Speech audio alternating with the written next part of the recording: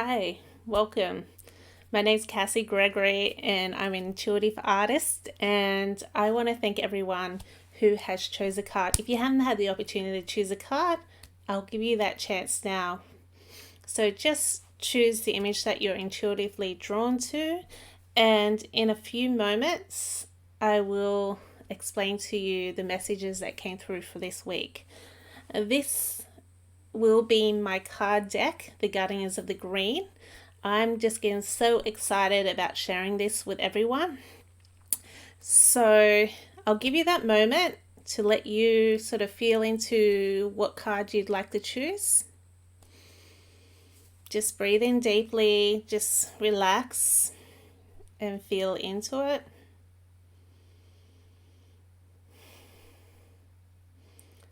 And just let me know when you're ready. Okay. So I'll explain what these cards are on the surface. The little field mouse, which is number one, he represents prosperity as well as harvest. He's all about working hard, but remembering to reward yourself and remembering to look at all the gains that you have since you started. He wants to be a part of your journey, which represents the give and receive motions of prosperity. And just remind you that sometimes when you work so hard, that sometimes you also need to break a break to sort of show you how far you've gone and see what you've already received. And sometimes he is perfectly prosperity and is asking you to wait for those rewards for everything that you've done or experienced in the last year. The language of love is the number two card. It's not just a language of lovers, it's a language that of love that we share with ourselves, and it's a language of love that we share with others. So the two swans represent that language that we share with each other that's positive, that's intuitive, and humble. And it's about being positive and showing your gratitude towards others as well as showing your gratitude towards yourself and building on relationships with yourself or the others around you. So it's not just between lovers, this card. It can definitely be between lovers, but it's more about the language of love and the language of giving and the language of making space for others. Number three is a rebirth card, obviously being the Phoenix. So, number three is a card that reminds us that after every hard period of our life, there is the chance and cycle of change. So, there is that nothing is forever. There is that cycle of death and rebirth, work, death, and rebirth. And to remind you that even though it may seem like a tough time, now, this tough time doesn't go forever, that this tough time is only temporary, and there will be a chance for you to have a rebirth of some kind to rediscover new parts of yourself and actually have some excitement to life. So, I've felt into these before, and the readings this week are very similar to what the cards represent, but let's get to number one and let's have a conversation with it. Okay, so as I said, this little field mouse is about prosperity, and that's why there's the red on the wheat as well as the money. It's about the idea of growth, and what we put into life also comes out to what we sow in life. So it's that cycle of doing the hard work, but also receiving the hard work. Because what's come through is sometimes we forget the rewards of what we process. Sometimes we get so stuck in the mentimony, that's not the word, the monotony of life that we're sort of just ticking from side to side that sometimes it feels like clockwork. But the field mouse has come to us to say that be careful not to fall into that robotic state when you're going to do your day-to-day business. Even your relationships came up here because sometimes we get so stressed out and so many things on our plate that we just go in automatic mode. The field mouse here is here to say that be careful of automatic mode. Remember to use your insight and your energy to put into these relationships or projects, your intentions of what you really want to achieve at the end of the projects. I know sometimes life gets boring and things get boring, and sometimes it's easy to get back to those automatic processes of life, but there's an energy there that sometimes it's not just the body or the physical that needs to do the work. You need to set your intentions to see what also wants to come out of these relationships and projects and work. Because if you don't set those intentions and see the changes for yourself in your insight in that, you're just going to get the same stuff every day. So it's more about mindfulness today, this card.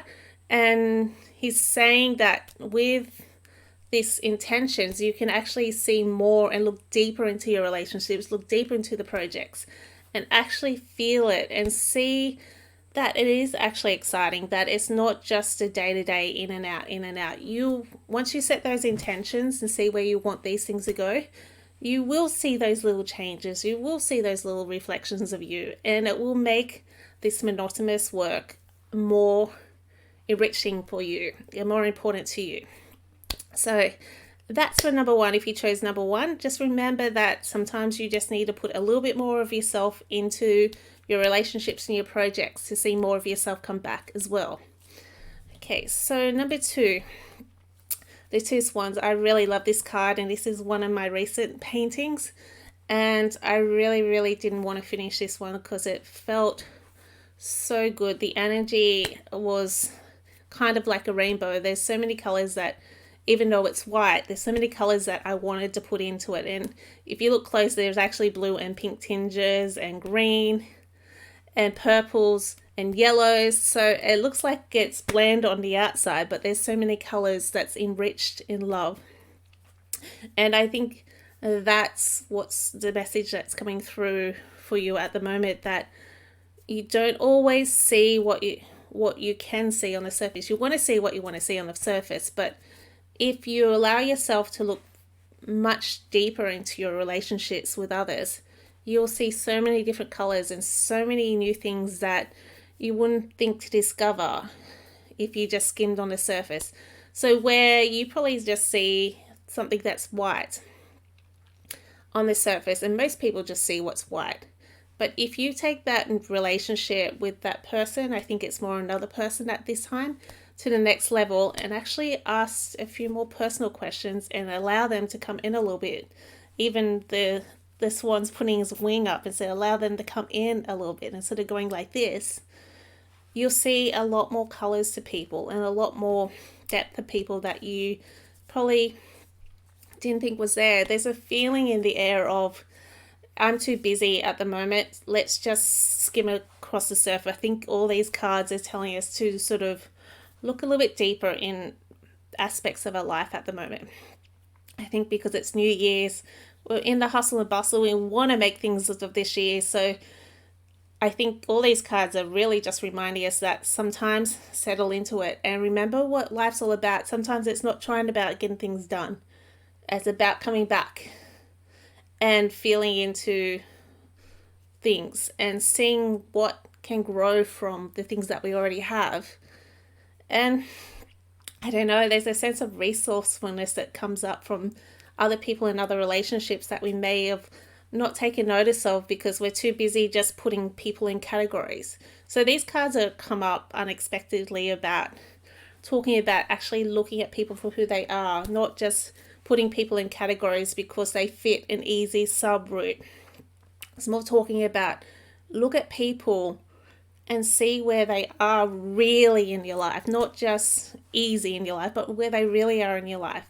And you can get a lot of enrichment from that, and there'll be more happiness and harmony in the relationship if you actually look at a person for who they really are instead of putting your labels on them. So it's just a reminder for us. I think most of us are insightful enough to understand that, but sometimes when we all feel like we're in a rush, we forget these simple things that we're going to make us have more enriching relationships with others. And I feel that this is especially true at work. Okay, so that's the language of love. It was gone off a little bit, but it's about letting people in and seeing people for who they really are. And that's the aspect of love that was to come through with this card today. So, number 3. Okay, so this is the Phoenix. Most people understand the death, life, rebirth of the Phoenix. And today, it's coming through as... Okay, so it's really weird. So it's zooming through like in circles, like kind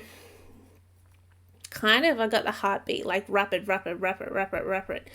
And as I said, there's a lot of haste on it at the moment as well. So I think it's to do with life force and not life, death, and birth, but it's to do with where our energy is going, and just sort of feeling into it.